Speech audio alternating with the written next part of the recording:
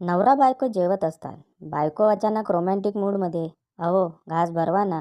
नवरा वैतागून, बरं बरं हे घे, घास भरवतो. बायको, मी नाही घेणार, जा. तुमचे ना माझ्यावर प्रेमच नाही गडे, अगोदर नाव घ्या मगच. नवरा रागाने, चांदीच्या ताटात पोळीचे तुकडे. बायको लाजते, चांदीच्या ताटात पोळीचे तुकडे. घास भरवितो कुत्रे, थोबाळकर इकडे.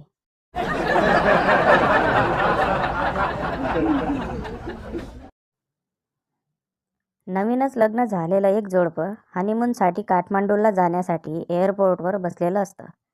एवढ्यात सांगण्यात येतं की काठमांडूला जाणारी सगळी विमानं खराब हवामानामुळे रद्द करण्यात आली आहे. बायको, काय हो, आता कसं जायचं काठमांडूला? नवरा, आता कसलं काठमांडू, आता इथेच कुठेतरी काठमांडू.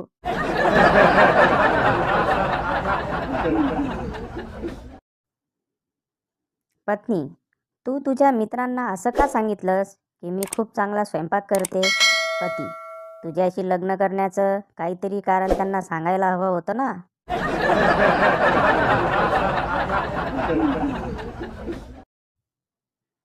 नवरा, तुझी बहीण तुझ्या मानाने किती सुंदर आहे. बायको, मग तिच्याशीच करायचे होते लग्न, मला कशाला गटवली? नवरा, तीच म्हणाली ताईचे झाल्याशिवाय मी नाही, जा.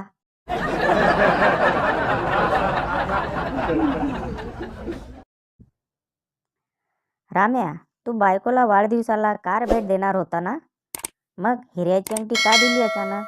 नाऱ्या, अरे नकली कार भेटेनारे कुठं.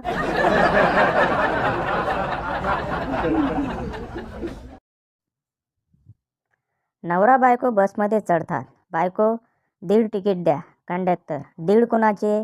बायको, माझं एक फुल आणि आमचे हे हाफमॅड असल्याने यांचं अर्ध तिकीट.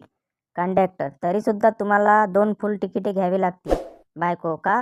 कंडक्टर, तुमचे पती हाफमॅड म्हणून अर्ध आणि तुम्ही 1.5 शहाण्या असे 2 फुल.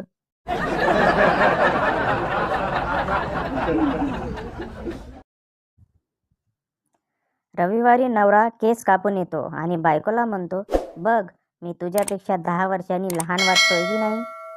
हजरजबाबी बायको उत्तर देते, एकदम टक्कल करायचे होते, म्हणजे जन्म झालेल्या बाळासारखे दिसला असता.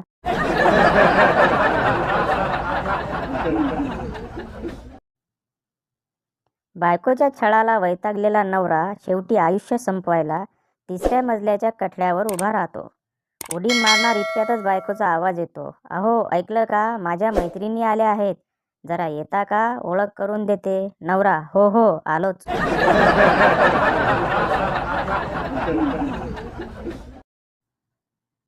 बायकोने भली मोठी रांगोळी काढली आणि विचारले, कशी दिसते रांगोळी?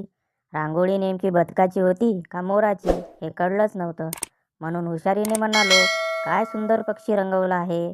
तर बायको भडकली आणि म्हणाली, हत्ती आहे तो.